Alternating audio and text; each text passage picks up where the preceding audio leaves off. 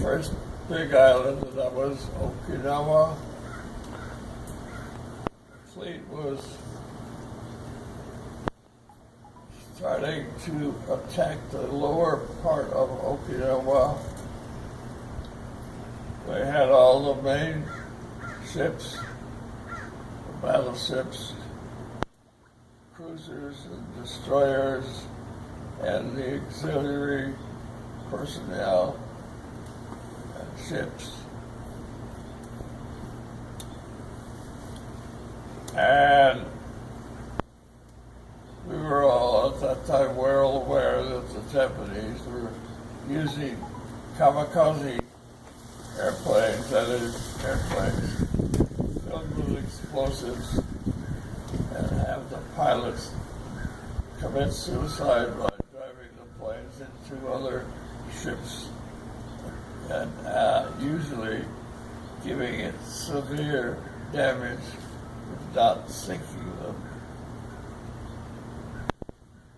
Being aware that the fleet took my ship and another destroyer, the Evans, equipped us with special radar and stationed us on picket duty about 50 or more miles north of the fleet, where we could patrol back and forth and detect the Japanese planes coming down from Japan. One day, we detected over 100 Japanese planes coming down. We immediately radioed the fleet to set up fighter planes to engage these kamikaze suicide planes. They attacked us as well. At least two of these suicide planes hit my ship. One hit the torpedo deck, that is the deck above, one deck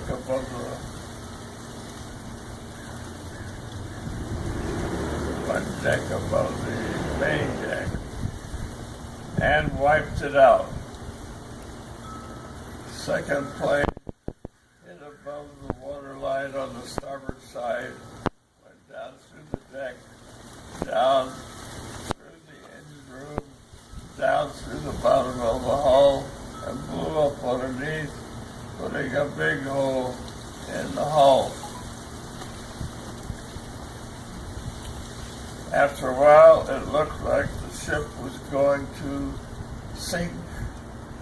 The order was given, all hands abandon ship. Most of us did that.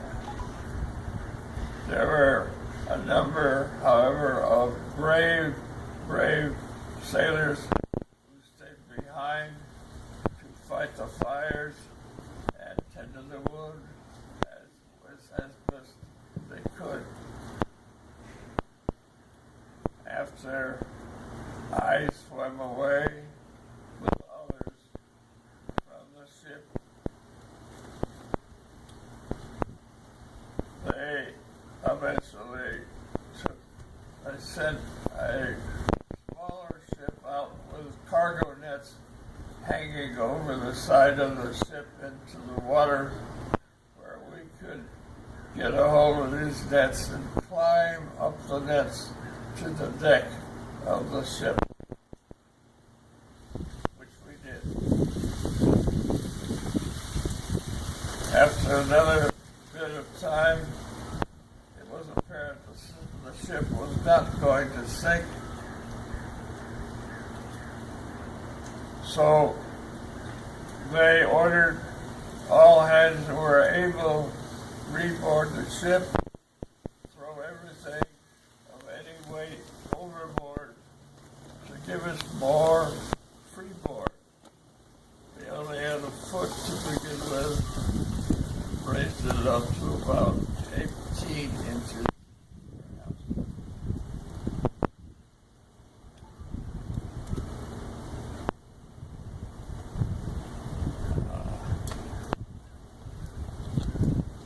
So at that time,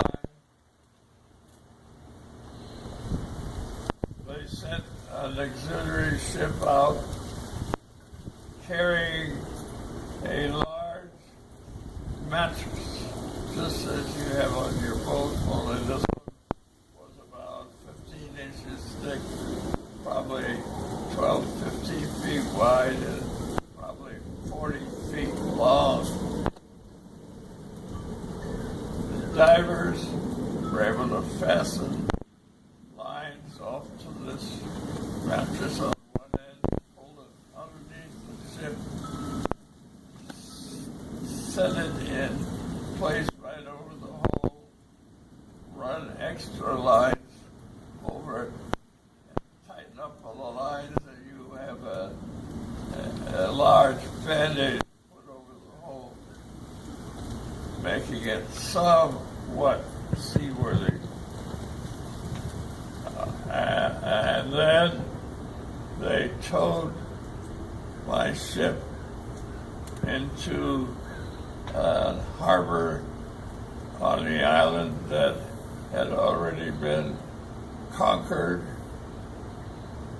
There we tied up to a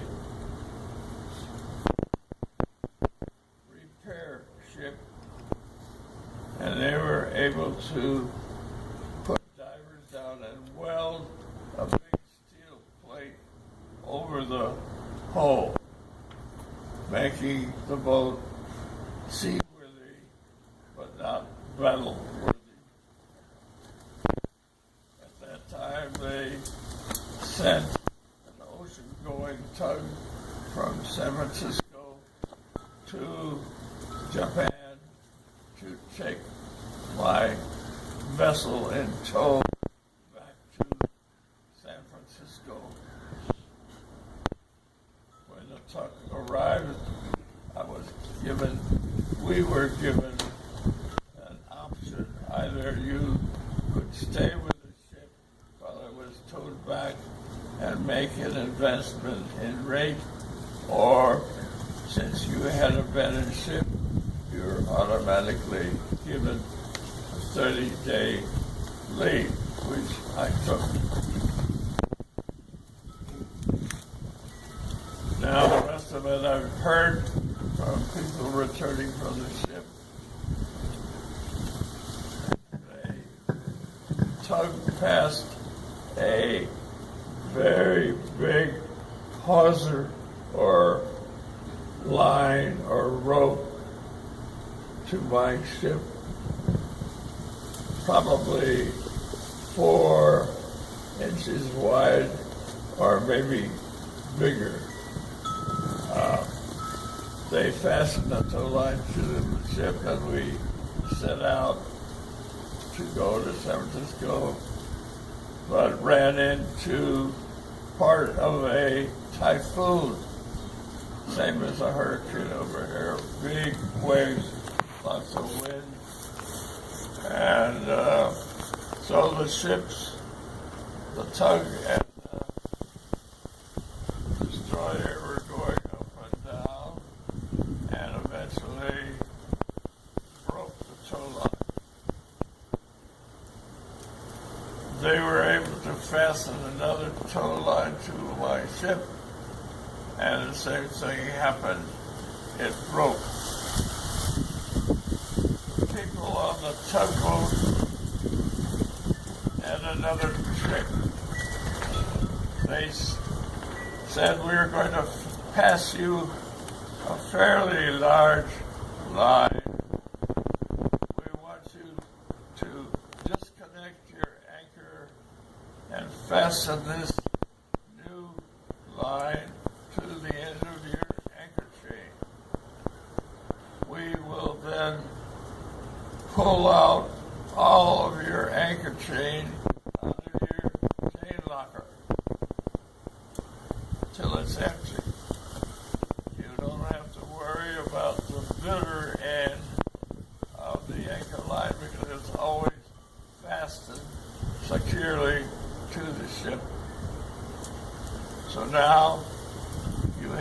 my ship and a huge bag of anchor chain. The chain is so heavy that it just sags way down in the water.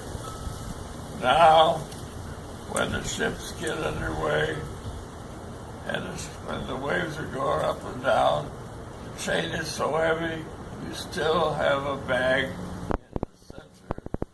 Makes it possible to continue on with a kind of a shock absorber in between the two.